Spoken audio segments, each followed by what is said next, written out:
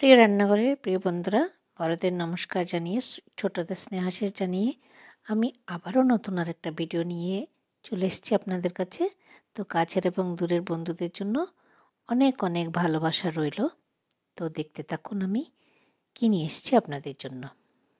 দেখতে পাচ্ছেন এখানে খুব সুন্দর একটা স্ন্যাক্স দেখা যাচ্ছে। তো এবারে স্ন্যাক্সটি কী করে তৈরি করেছি সেটা আপনাদের কাছে নিয়ে এসেছি আমি। তো দেখুন, এরকম একটা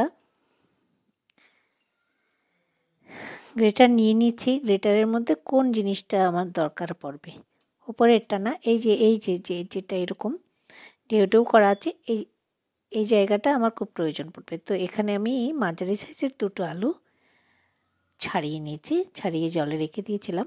তো এইভাবে আমি সবকটা আলু স্লাইস করে নেব।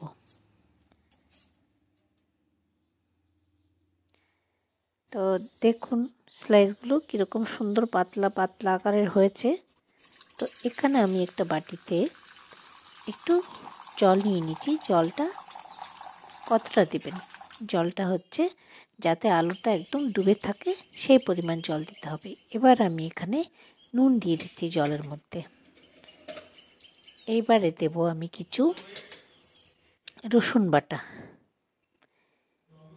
রসুন বাটা জলটার মধ্যে মিক্স করে দিলাম। নুনটা যাতে মিক্স হয়ে যায় সেজন্য আমি জলটা একটুখানি নাড়তে থাকবো,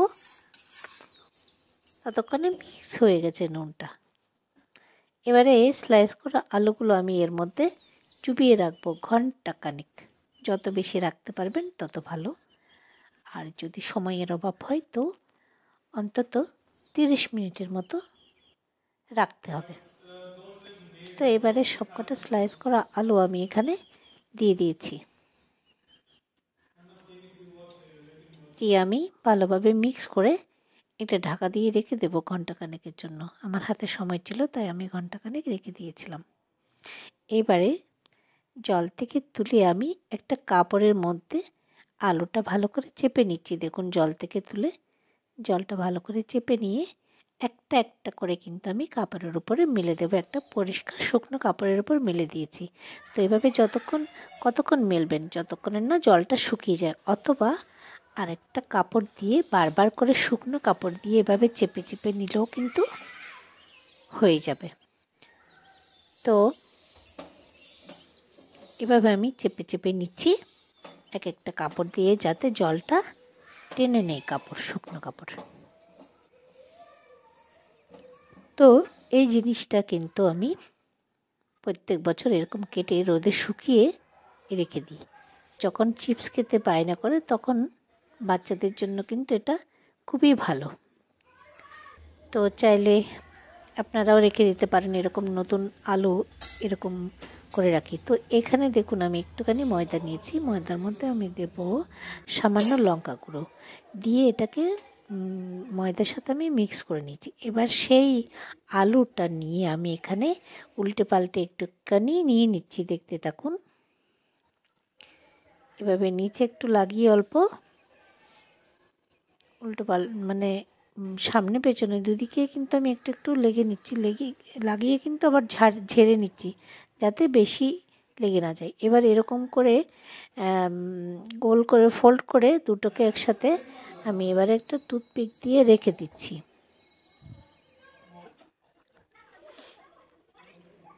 এভাবে প্রত্যেকটা করে নিচ্ছি। দেখুন, করে এভাবে টুথপিক দিয়ে দিয়ে রেখে দিচ্ছি আমি। তো বন্ধুরা, চাইলে আপনারা এই নতুন আলু থাকতে থাকতে কিন্তু এভাবে করে কিন্তু রোদে শুকিয়ে রাখতে পারেন, বা এভাবেও করে বানিয়ে রাখতে পারবেন। তো এভাবে সবকটা আমি ওভাবে ফোল্ড করে নিয়েছি, আর কিছু এমনিতেও রেখে দিয়েছি। আর এভাবে চিপসের মতো আমি ভেজে নিচ্ছি। তো ফ্লেভারটা আমি অ্যাকচুয়ালি রসুনের ফ্লেভার করার জন্য, তাই জন্য রসুন বাটা দিয়েছিলাম। তো রসুন বাটা আর একটু বেশি দিতে হতো আমার, তাহলে ফ্লেভারটা আরও একটু ভালো আসতো। যাই হোক, তাও ভালো হয়েছে, বেশ মুচমুচে হয়েছে। তো এভাবে ভেজে নিচ্ছি আমি।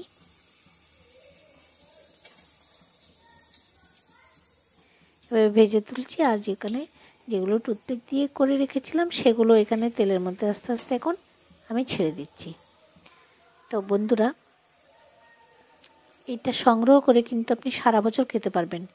নতুন আলুটা কেটে একটু ভিজিয়ে রেখে জলের মধ্যে, অথবা হালকা গরম জলের মধ্যেও ভিজাতে পারেন, নাহলে এমনি নর্মাল জলের মধ্যে ভিজিয়ে রেখে তারপর জল ছড়িয়ে একটু পাতলা করে মেলে রাখলে না, ভালো করে শুকিয়ে রেখে দিলে অনেক দিন ভালো থাকে। তো দেখুন আমার তো রেডি হয়ে গেছে, এবারই খাওয়ার পালা। তো আওয়াজটা একবার শুনতে থাকুন। এত সুন্দর আওয়াজ হয়েছে, এত মুচমুচে হয়েছে। ছেলেকে বলেছি খেয়ে দেখতে, বলছে মা সত্যি সুন্দর হয়েছে। তো যা কিছু সুন্দর হয়েছে বললে না ভালো লাগে, বা খেতে ভালো হয়েছে বললে ভালো লাগে, কারণ আমাদের থেকে বাচ্চারা কিন্তু মানে খুব ভালো স্বাদটা বোঝে। তো এভাবে সস দিয়ে পরিবেশন করতে পারেন।